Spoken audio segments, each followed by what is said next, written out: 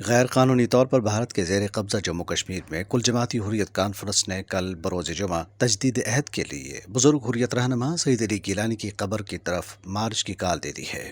یہ کال کل جماعتی حریت کانفرنس کی طرف سے بزرگ حریت رہنما شہید سعید علی گیلانی کی دورانی حراست وفات کے خلاف جاری کیے گئے احتجاجی کیلنڈر کا حصہ ہے۔ کل جامع مسجد حیدر پورہ میں نماز جمعہ ادا کی جائے گی اور لوگ حیدر پورہ کی طرف مارچ کریں گے، جبکہ حیدر پورہ کے لوگ اس سلسلے میں ضروری انتظامات کریں گے۔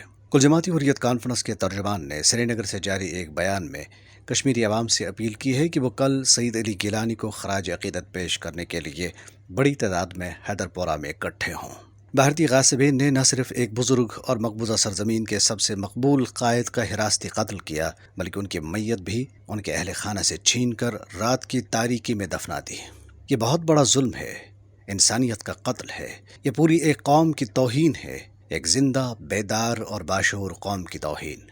یہ اپنے محبوب قائد کے جنازے میں شرکت کرنے اور اپنے ہاتھوں پورے اعزاز کے ساتھ ان کو لحد میں اتارنے کے ایک قوم کے مذہبی، جذباتی اور انسانی حق کی تلفی ہے۔ یہ کسی اعتبار سے بھی قابل برداشت اور قابل فراموش نہیں ہے۔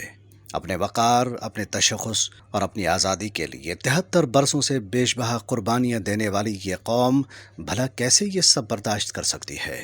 یہ جبر، یہ پابندیاں، کرفیو، خوف و دہشت کے یہ ہتھ کنڈے، کیا یہ سب کشمیریوں کے لیے نئے ہیں؟ 30 سال سے 8 لاکھ فوج کے بدترین ظلم و ستم کو اپنے فولادی سینوں پر سہنے والے کشمیریوں کو ان ہتھ کنڈوں سے ڈرایا نہیں جا سکتا، روکا نہیں جا سکتا۔ ان کا سیل رواں رکنے کے لیے نہیں ہے۔ ان کا جذبہ بھارت سے بڑا ہے، ان کا عزم ہمالیہ سے اونچا ہے۔ یہ جبر کی دیواریں ان کے لیے ریت کے ٹیلے ہیں۔ یہ جبر، یہ پابندیاں، یہ کرفیو، خوف و دہشت کے یہ ہتھ کنڈے، کیا یہ سب کشمیریوں کے لیے نئے ہیں؟ 30 سال سے 8 لاکھ فوج کے بدترین ظلم و ستم کو اپنے فولادی سینوں پر سہنے والے کشمیریوں کو ان ہتھ کنڈوں سے ڈرایا نہیں جا سکتا، روکا نہیں جا سکتا۔